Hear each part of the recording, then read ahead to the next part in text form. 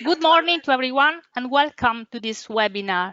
My name is Monia Santini and I am the Director of the Division on Impacts on Agriculture, Forest and Ecosystem Services at the Foundation Euro-Mediterranean Center on Climate Change, CMCC. Today's webinar is part of the series of webinars organized by CMCC, and I can say that this webinar is also part of a sub-series of webinars dedicated to the Koronivia Joint Work on Agriculture. That is a decision adopted at the UNFCCC Conference of Parties in Bonn in 2017, and that recognized the strong role of agriculture to face climate change. In this context, CMCC started to collaborate with the Food and Agriculture Organization, the FAO, in order to support the implementation of the roadmap for the Koronivia Joint Work on Agriculture. The moderator, this is why also the moderator of the webinar will be Liva Kaugur, that is Natural Resource Officer at the Climate Environment Department at FAO, where she is supporting FAO activities in the context of the Global Climate Action Agenda and with the processes of the UNFCCC. Liva is also involved in the Koronivia Joint Work on Agriculture, and she will give you some details and background about the content of this seminar. Then she will leave the floor to the presenter, that is my colleague Maria Vincenza Chiriacò, or better Cinzia for friends and colleague, who is a researcher at the same division when I work, and she is expert on the topic of sustainable management of the agroforestry system in the context of climate mitigation and adaptation.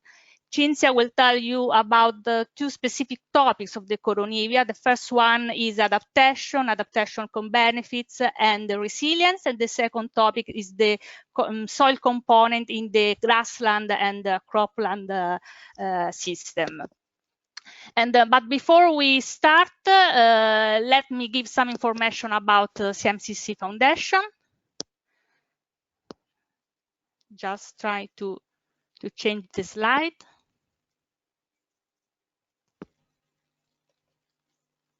Sorry, but okay. I don't know why the slide is not changing. In any case, I can.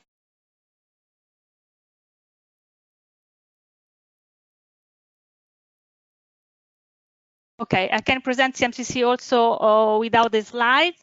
The CMCC is a 14-year-old research organization which became a foundation in 2015 and which conduct climate change studies mainly through the modeling of the interaction between the climate, the environment, the society, and the economy and the policy sector. And the aim of CMCC with scientific studies is to develop, to support the formulation of scientifically sound strategies in order to support mitigation and adaptation to climate change. CMCC is organized into 9 research divisions that have complementary and multidisciplinary competencies, and they are distributed across Italy. We have offices in Milan, Venice, Bologna, Capua, Viterbo, Lecce, and Sassari.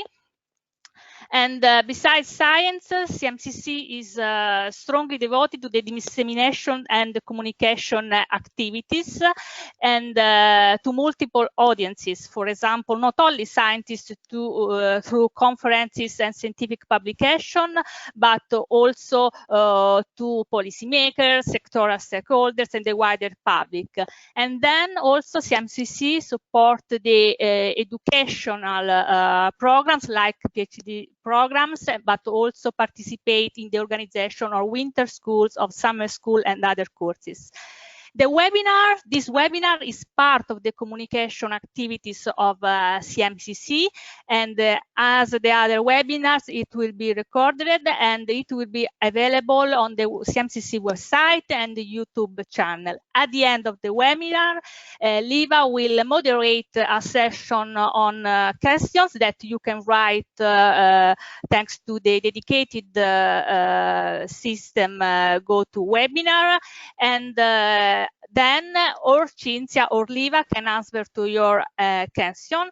But in any case, you can also continue to exchange with the moderator, with the presenter by email if you have some other clarification to ask. So I finished for now. I'm sorry that the slide about CMCC are not working, but enjoy the webinar, and Liva, now you can proceed. Thank you very much.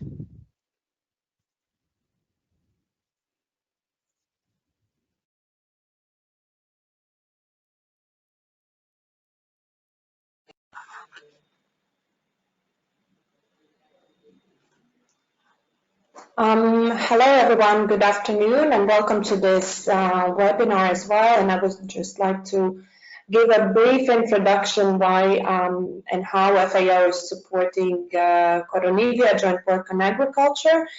And as you all may know, it's our goal of FAO to eliminate hunger and food insecurity, as well as to make agriculture and natural resource management sustainable. And we also recognize that this cannot be done without addressing climate change.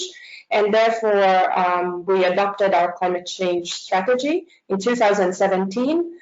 And one of the outcomes is also of this strategy is to support countries in integrating agriculture and food security in the international climate arena, and also including UNFCCC. And therefore, if we can go to the next slide.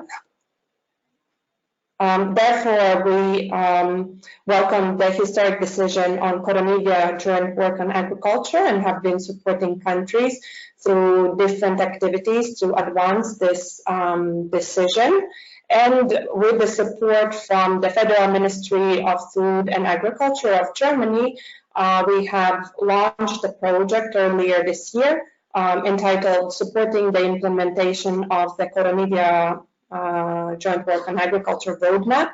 And this webinar and also this publication, the results of this analysis that Cinzia will present in a second, is a result or part of this project. And just a bit more about the project. So through this project, there are 3 components. We are providing the necessary background information, materials to the Koronivia process, including the negotiators, but also the overall Koronivia community. Then we also organize and facilitate informal dialogues as well as webinars. So this webinar is also part of it in collaboration with CMCC. And then also there will be a tool and information updated to upscale investment in the agriculture sectors apart from the other activities that falls under this project. And then the last slide. Thank you.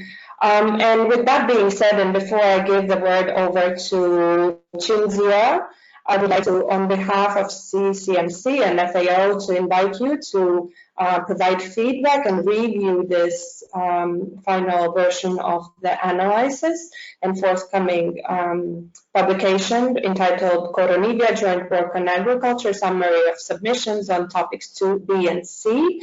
And in order to receive a full document for your review, please email to the email address that you see currently on your screen, and we will follow up with you and you will receive a full document and you will be able to provide your feedback and review.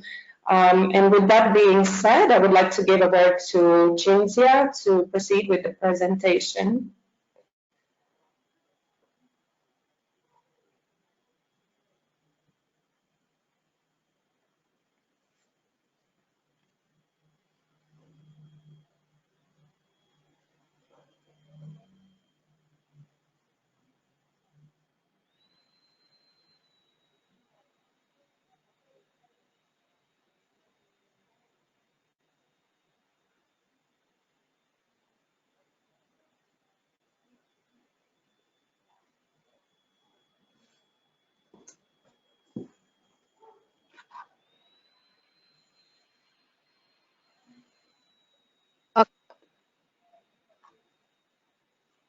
Can you hear me? I can repeat. I can hear you, but Okay. there's an issue, I think, with the. Sorry. Okay, so the Koronivia decision is the decision number 4, CP23, that was adopted during the Conference of Party 23 in December 2017. As you can see here in the first article of the decision, it calls for a joint work on agriculture under the two subsidiary bodies, the CEST and the SBI, taking into consideration vulnerability of agriculture to climate change and approaches to address food security.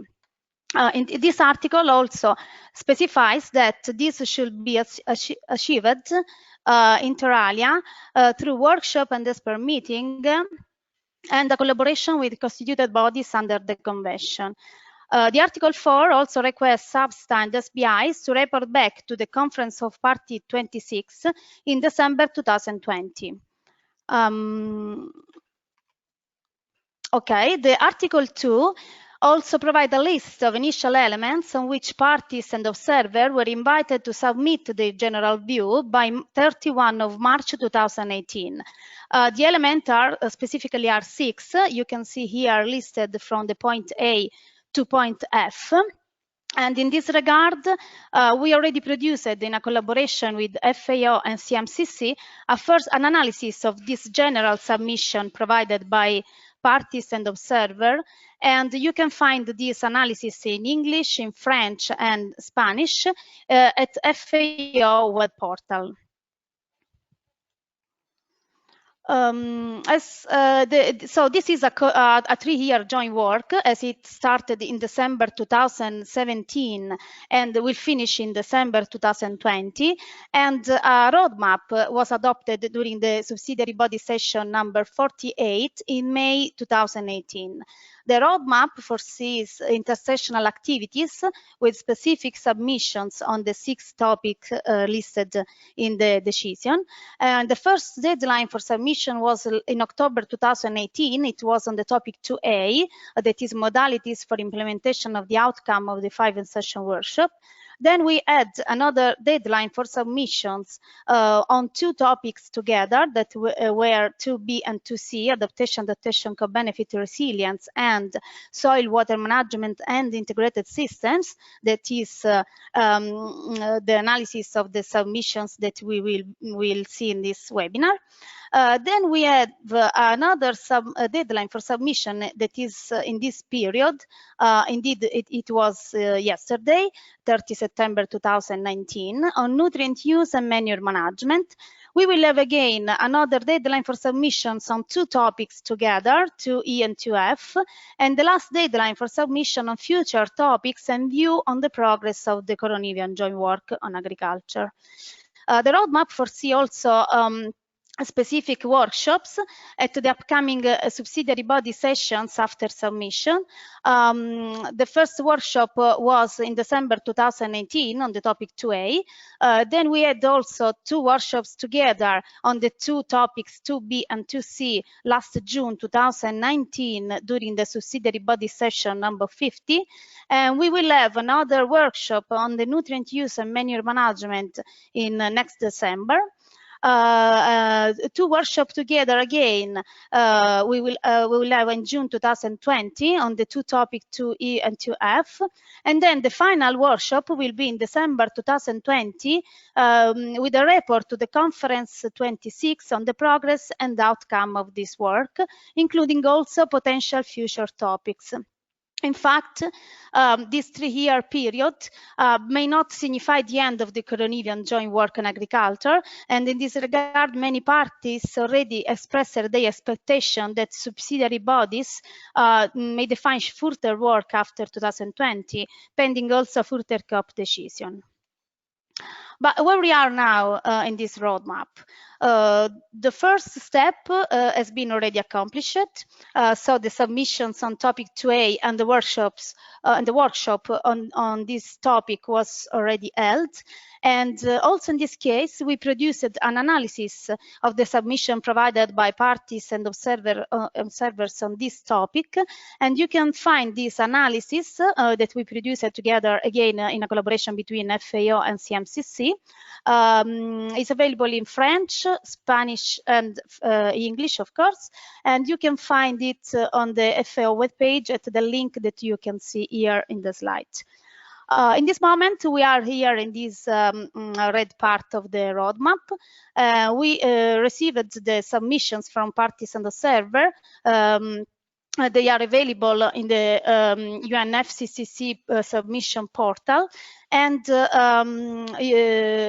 we received this submission, we analyzed them, and the workshops, the two workshops and the two topics were held in June 2019. So the analysis of the submission on topics 2B and 2C were took in consideration 40 submissions that arrived on the UNFCCC web portal. We considered all the submission arrived also later respect to the deadline.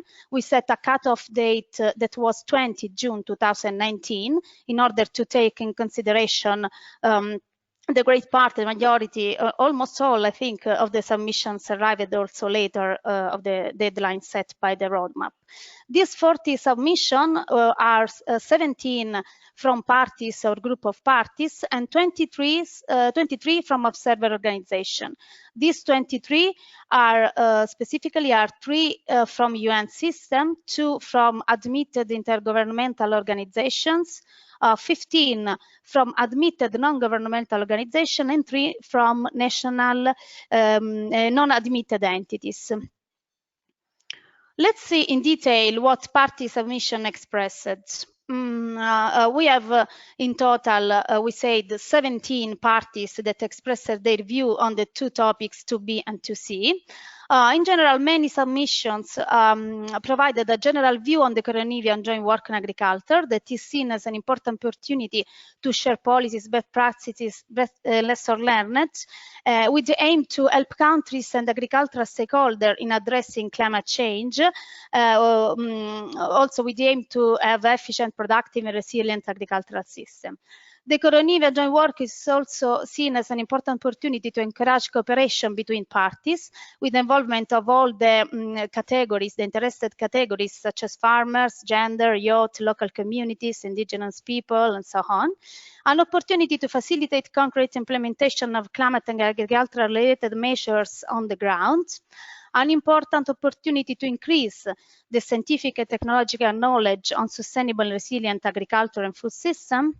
And an opportunity to facilitate the implementation of the national determined contributions and also of other relevant national strategies and plans, and as well as sustainable development goals, ensuring consistency also with the main UN processes. But let's see in detail what party submissions expressed specifically on the two topics. On the topics 2B, that is methods and approaches for assessing adaptation co-benefit and resilience, not all the 15 submissions expressed their view, but a great part that is 15 party submission out of 17. In general, these 15 submissions underlined the importance to enhance adaptation to climate change, and in some cases also mitigation is mentioned as important, but only a part of these 15 submissions deepened really the discussion on methods and approach to track progress in adaptation and mitigation. In particular, 10 out of 15 party submissions expressed the complexity of the challenge to track progress in adaptation mitigation. And this was mainly due to the lack of methodologies for monitoring and evaluating, in particular, adaptation efforts, that in a way that should be, of course, systematic, rigorous, and transparent.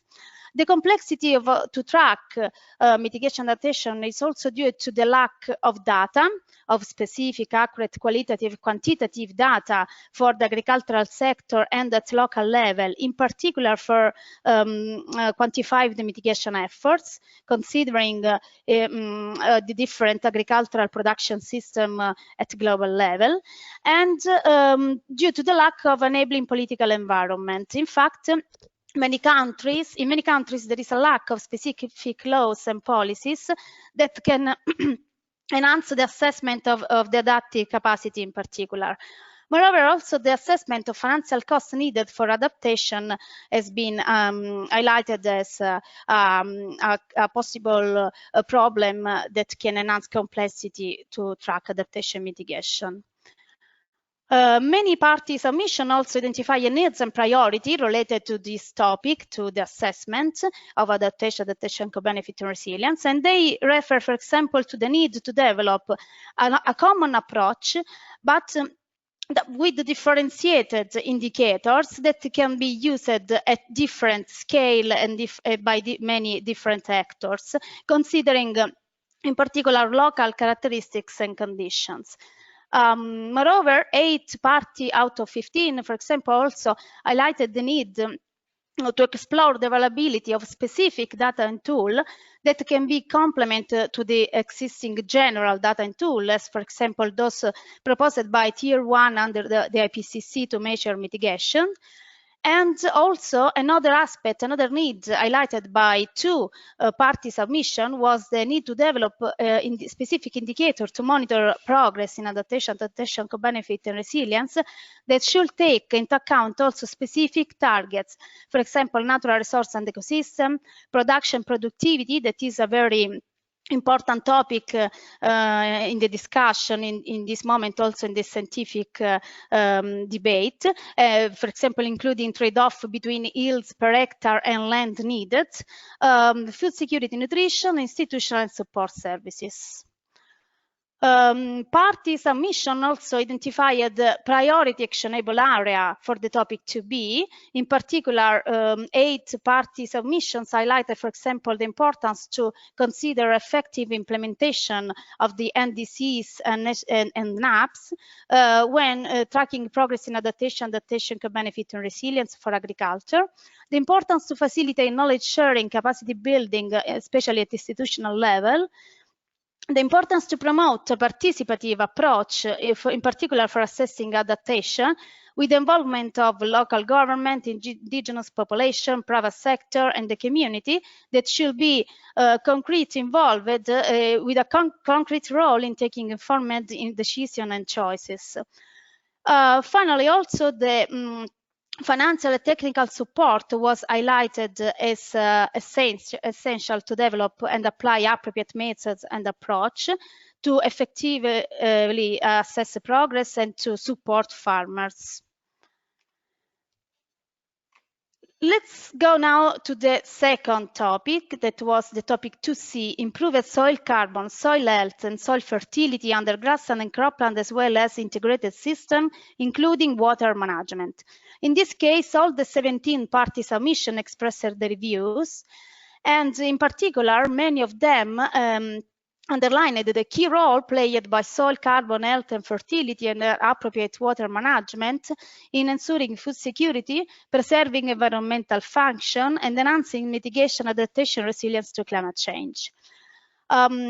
Specifically on this topic 2C, some party submission, 10 out of 17, provided also a list of sustainable management practices that they propose as paramount to protect soil and enhance appropriate water management.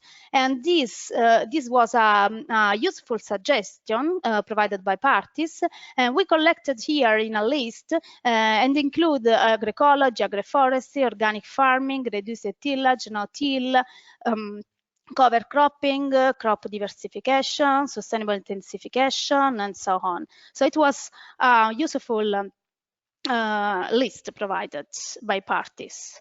Parties also highlighted needs and priority related to the topics 2C. In particular, 11 party submissions highlighted, for example, the need of updated data, information, characterization, and mapping of soils at national level, but according in particular also to different climatic conditions, agricultural practice, and cropping patterns. The need to develop appropriate methods, also in this case, as we saw also for the last topic, also in this case, party asked for the development of standardized approach, but that can be also differentiated according to local condition. To assess, in this case, soil health and fertility, and to measure soil organic carbon stock and changes due to land management. They need to profile, define, and evaluate what is intended for integrated systems, and develop also a specific guideline for the sustainable management of these integrated systems. And they need to understand the most effective land management strategies to be applied at local level to avoid and reduce adverse land use changes. Parties also identify a priority actionable area related to topic 2C. 11 party submissions suggested, for example, the importance to enhance institutional capacity, international cooperation, and financial support to promote sustainable land and soil management practices, and enhance also livelihood of smallholder farmers. The importance to enhance research, capacity building, and exchange of knowledge on best practices at different levels, from international to regional, national, and local level. And for example, some party submissions suggested the establishment of fora, platform, and dissemination of publication as a means to enhance the exchange of knowledge. And also another interesting suggestion was to invest in innovative technologies, but in the same time in capitalizing on the traditional knowledge. So this was interesting because innovation and traditional knowledge together are considered important to enhance knowledge on topic 2C. Also the importance to support the implementation of NDC and national adaptation plans in synergy with sustainable development goals and other initiatives at global or international level was highlighted by some party submission. Parties expressed also their view on the two workshops on the topics 2B and 2C. The workshops were held during the last subsidiary body meeting number 50 in June 2019. This party highlighted that workshop is seen as is an opportunity to advance the discussion on technical issues related to agriculture, drawing on the expertise of party, observer, farmers, constituted bodies, implementing agencies and organizations, so on. And an opportunity to share also best practices and lessons learned to increase knowledge and assist country and the other stakeholders of the climate sector to face climate change. Let's see now in detail what observer submissions expressed. We have a total of 23 observer submissions that express their view on the two topics 2B and 2C. In particular, on the topic 2B, methods and approaches for assessing adaptation, co-benefit, and resilience, we have 17 submissions that specifically express their view on this topic. These 17 submissions are 3 from UN system, 1 from IGOS, 12 from NGOs, and 1 from non-admitted entities. Also in this case, as for party submission, also the observer submission highlighted the importance to enhance, in particular, adaptation to climate change, but also mitigation was mentioned as an important point. But only a part of these 17 observer submission really deepened the discussion on methods and approaches to assess adaptation, co-benefit, and resilience. For example, the need to increase needs and priority were highlighted by some parties, including, for example, the need to increase education capacity of farmers, both in understanding and managing the climate risk and also in measure progress in adaptation mitigation.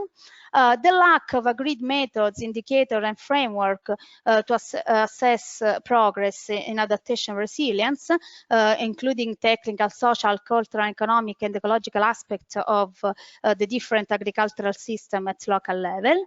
And also was highlighted the importance to consider that monitoring and evaluation of adaptation, co-benefit, and resilience should be multidimensional, that is including social, political, environmental dimension, and inclusive, involving in a participatory and gender responsive process all the interested stakeholders as women, youth, civil society, community-based organization, NGO, and so on.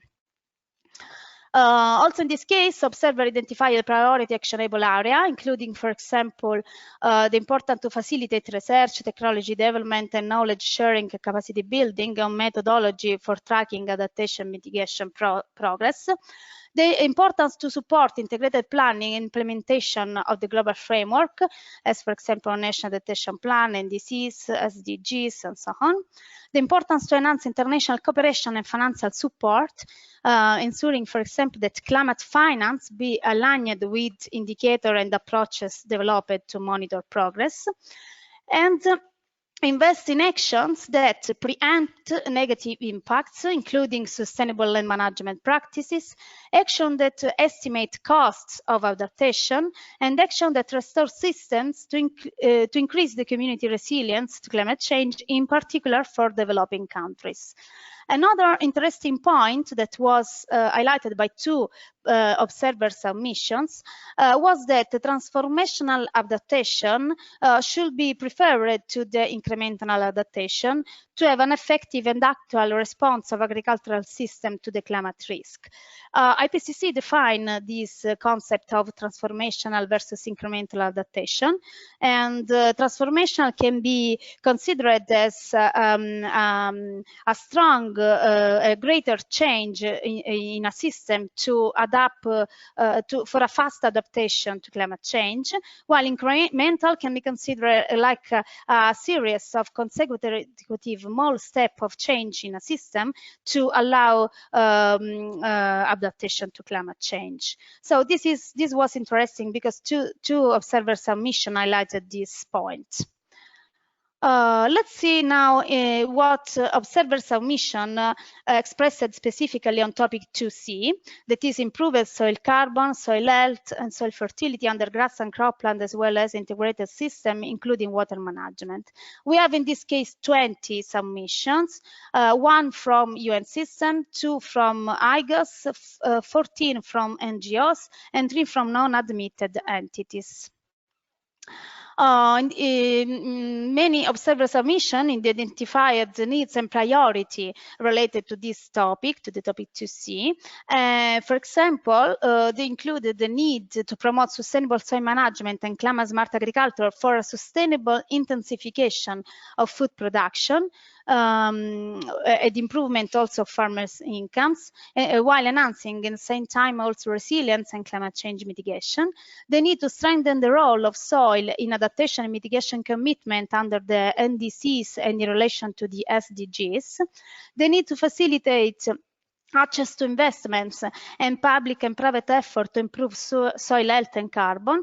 They need to enhance innovative technology for soil water management and improve technical and procedural issues for MRV, measuring, reporting, and verification of soil health and soil organic carbon. Observer identified also priority actionable area in this topic, including, for example, the importance to have updated soil organic carbon mapping at the global scale and in different regions, the importance to have robust ways to increase long-term soil carbon sequestration through sustainable practices such as elimination of burning, halting surface erosion, and so on. The importance to reversal the trend in water scarcity for agriculture through actions such as sustainable agricultural water use, wastewater nutrient recovery, calibration of urban versus agricultural water use, and so on. The importance to enhance research, knowledge exchange, and capacity building to implement sustainable soil and water management at national and local level. And also the importance to foster international cooperation and access to finance and investment in sustainable soil and water management to achieve also in the same time multiple benefits. Observer also provided the review specifically on the two workshops on topics 2B and 2C that were held during the SB session 50 last June. And the workshop is seen as an opportunity to ensure inclusive participation, avoiding potential conflict of interest, including all the relevant stakeholders through the constitution of a roundtable to have an effective discussion and active participation and presentation by observer, farmers, and other constituencies, and so on. Also, the workshop is seen as an important opportunity to have presentation of case studies and example of undertaken policy action for improving soil, carbon health, and water management. So thanks for your listening to me, and I would like to remark what Liva said in the beginning, that you can have access, you can ask for a draft of this analysis if you are interested in providing comments. So just write an email to the address that you can see here in this page and send us back comments and input by 7 of October 2019. Thank you.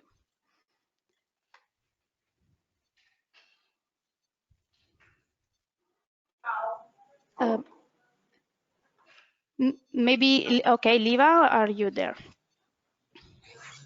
Yes, I'm here. Thank you for this very informative presentation and definitely very interesting findings about both topics 2B and C. And we have also a number of questions coming in.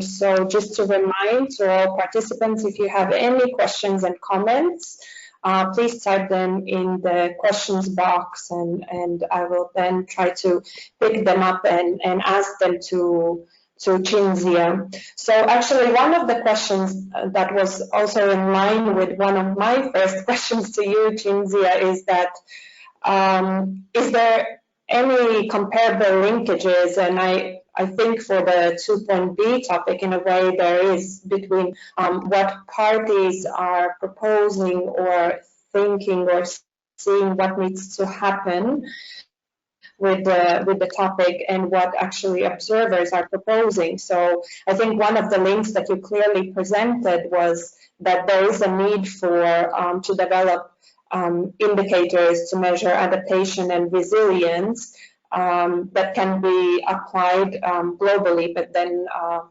there any other linkages that you can highlight, what parties is suggesting and also what observers are suggesting? Over.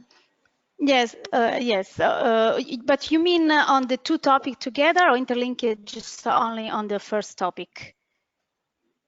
Well, I guess on the first topic and then also on the second topic. Yeah. Yes, of course, party and observers sometimes suggest similar things, and that one that you mentioned, that they ask for common approaches that can be standardized at global level, but indicators should be calibrated according to local conditions. So this was the main common point between parties and observer. But of course, also other points are similar, as for example, the importance to exchange knowledge, to learn from best practices and examples that are already in place in some countries or region in the world, and also the technical support, the financial support is also mentioned. This is important both by parties and observer to allow to monitor progress in adaptation, co-benefit and resilience. So the common elements are a lot between parties and observer. And then can you maybe also highlight what are the biggest differences both for topics B and maybe also topic C? So what is parties suggesting and what observers are suggesting? So what we can see what countries want to highlight, but not necessarily are highlighted then by observers. Mm-hmm. I see that, for example, the participative approach in both topic 2B and 2C is strongly highlighted, in particular by observer. Also, parties consider this an important point, but for example, this is the big difference that observer ask for an inclusive participation in both the topics of all the interested categories, including farmers, organization, NGOs, and all the categories that can be interested and also that can be interesting in listening their point of view. So this is the big difference that observer really strongly put the accent on this point. Also party includes this, but observer more. Okay, then there was also another question regarding the tool and information exchanges and exchanges between best practices. But I think also in a way it goes back to the topic 2.A on the implementation modalities that we have discussed in our previous webinars. So what was mentioned by Wojtek Galiński is that obviously there's that parties frequently request for this kind of information exchange and sharing of the best practices, but then by the substaff 50 there was no any specific kind of decision to materialize that. And then the question is, what would be our opinion, your opinion, why there isn't such approach specifically suggested by parties or by observers that we would need kind of a platform or a way how to share the best practices. So why I guess the question would be why parties and observers, on one hand, they are requesting to share this information, but then there's no specific outcome in the decision. Yes, I cannot really answer to this question because our work is just to analyze what parties and observers wrote in their submission. There is a report, an outcome of the workshops, and probably these points are mentioned in that report, but I don't know why there is not a concrete establishment of what they asked, but I'm sure that in the report is noted, this is reported. So maybe this could be also part of the future works that will come maybe after the 3-year joint work. So this maybe could be also taken into consideration later. But of course, in the report, it is considered. Yes, absolutely. I can also agree to you what you're saying. And I think the idea to share the best practice and knowledge and tools and information has been there in past already. It was mentioned in the 5 in-session workshops that took place under SAPSTA between 2013 and 2016. And that has been mentioned, I think, by many party submissions at the beginning of Koronivia Joint Work and also emphasized during the workshops. I think I can only agree that it can be one of the outcome and it could be included in the further work of Koronivia or the next COP decision when SBI and SAPSTA will report back to the Conference of Parties at the 26th session next year in December. We have also a number of questions or kind of clarification in regard to why certain terms are used. So for instance, food security or food insecurity, and just to clarify also what Cinzia was briefly mentioning before, this presentation is referring to the COP decision, Koronivia Joint Work on Agriculture, and what we've done so far together in collaboration. We've been looking in collaboration with CCMC. We've been looking at the specific party or country submissions and observer submissions on what they are saying, and it's a specific terminology that has been agreed by the countries, and therefore we refer to the terminology of the decision text, and not always it is in line with academia or the terminology, for instance, that we are using also here in FAO. So I just wanted to clarify because there were a number of comments or questions in related to. And then we have also a question. So one of the participants would like to just to comment is that there is often a talk about the practice, but in these suggestions, a one way to transfer of information and knowledge, and do we understand what farmers really want to know? So I guess that's also, is there a linkage in the submissions, what countries and observers are submitting, and how does that reflect actually with the realities on the ground?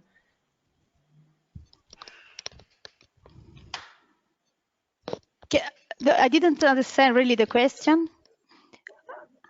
So I think one of the, yes, it's the comments is more about whether the parties and also observers are referring to certain realities on the ground, because often we talk about knowledge exchange and exchange of practices and tools from science and from but how does that link to the realities on the ground that the farmers are facing? Liv, I have some difficult to understand you because I missed some word. I don't know if you can provide an answer to this question because it's not so clear. Well, I guess just to simplify, can you hear me? Yes, not so good, but let's try again. So to simplify the question, are parties or observers also referring to certain needs of the farmers on the ground? Oh, okay. Yes, now I understand. Yes, of course. They refers to the needs that the farmer says, and for example, in particular, observers want to have a concrete involvement of farmers to understand really their needs, and also many party submission and observer submission ask for a real implementation on the grounds of the sustainable measure or method and approach to assess progress in adaptation and mitigation. So this was underlined by many party submission and observer submissions. And farmers are considered at the center of this process by many of them. Sorry but I didn't really understand some part. Okay. So then Emma would like to know how is the outreach done in regard, I think, to the submissions, since the submissions are voluntary and simple in size and is not so large, how a broader analysis is conducted. So perhaps, Cinzia, if you could go back also to just to mention the methodology, how did you proceed with the analyzing all the submissions. Oh, okay, you mean the methodologies that we applied to analyze submission? Yes. Okay. So Yeah. okay, yeah. Yeah. So we took all the submission from the UNFCCC web portal. We of course read them carefully, and also try to adjust the text in a specific database for main theme, main point that submission highlighted. So we used this kind of database to cross check what all these 40 submissions highlighted in particular, and what were the common elements, the common points, and which were the different ones. And of course, the submissions are very different in length, degree of detail. Some is very short, some is very long. So we tried to have an overview of this, putting in this kind of database for keywords and specific themes. And then as a follow-up, I think, to Emma's question, she also clarified the focus is put on how the focus is put on the minority and the indigenous, historically also educated people, but what are the to include those voices. And then also just to clarify for Emma, so when the Koronivia Joint Work on Agriculture decision was adopted, and then in the next session of subsidiary bodies, which was 49th session, when parties agreed on the roadmap, the text specifically specified that indigenous peoples, local communities, gender and youth should be included in this further work of Koronivia Joint Work on Agriculture. And so how it appears practically is that during the workshops that take place in the SB sessions, they are invited at the podium to speak and to present their views. Also, they are invited to participate through the submissions. So also that includes countries that they have to integrate these views in their submissions, but also observers, etc. So I would say yes, the outreach, it's embedded in the decision text that there needs to be consideration of the minority groups and indigenous people, youth, gender, and etc. Then Lucy from Kenya is asking, so several frameworks have already been developed in relation to assessing adaptation to agriculture. And she would like to know that did the submissions mention any particular reason why these frameworks are inadequate? So why are the existing frameworks of adaptation not applicable at the global level? Yes, this is an interesting question because some party submission, and in particular observer submission, specifically from UN system, provided example of method and approach already existing, already put in place in some region and in some part of the world. And you will find also a table, an annex in the analysis collecting all the example provided by these submissions. Maybe the approach, the general methodology used can be applied at global level, so that can be used to develop a framework in all the region of the world.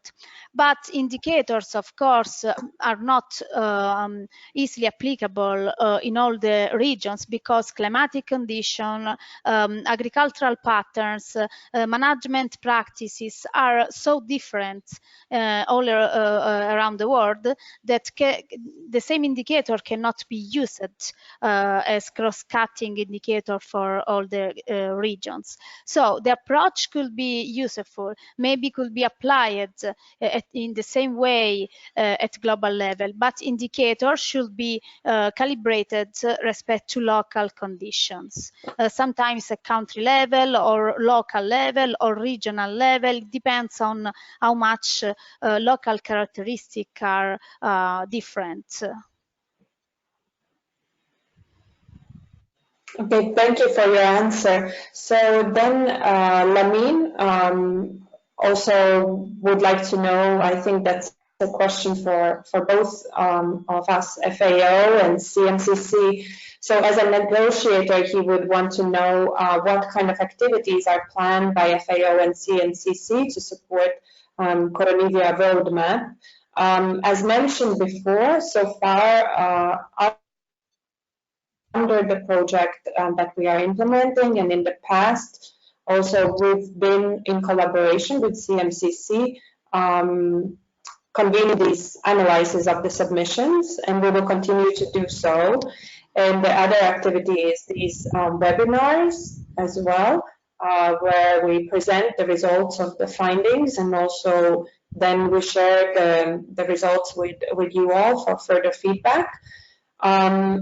There are a number of other activities that are also outside the collaboration with CMCC, so there will be publications and policy briefs as per topics of Koronivia Joint Work on agriculture, so policy briefs on livestock, on nutrient management, and adaptation and resilience indicators, as well as social economic aspects as well.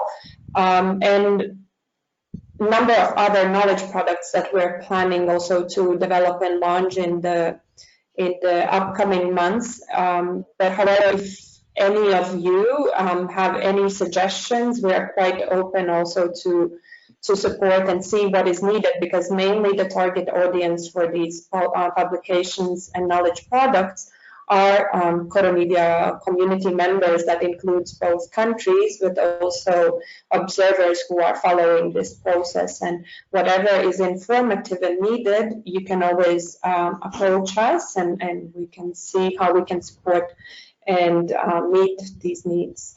Cinzia, if you would like to add anything on that. No, yes, I completely agree with you. And if you have a further question, you can contact us. And also, if you want to provide comments on this draft, you can send us, and we will consider. In fact, in the methodology that we adopted for the analysis, we also consider main comments already that we received on this, and we will consider again, of course, in the drafting the final version of the report, all the comments that we receive until the 7th of October. So if you want, all the comments are welcome. Oh, well, thank you also. As we are yes, approaching the 1 hour, and I don't see further questions coming in, I would like to thank you, Cinzia, for the great work that you've done with this analysis. Also, I would just like to remind that everybody is welcome to request a copy of this analysis and to provide their feedback.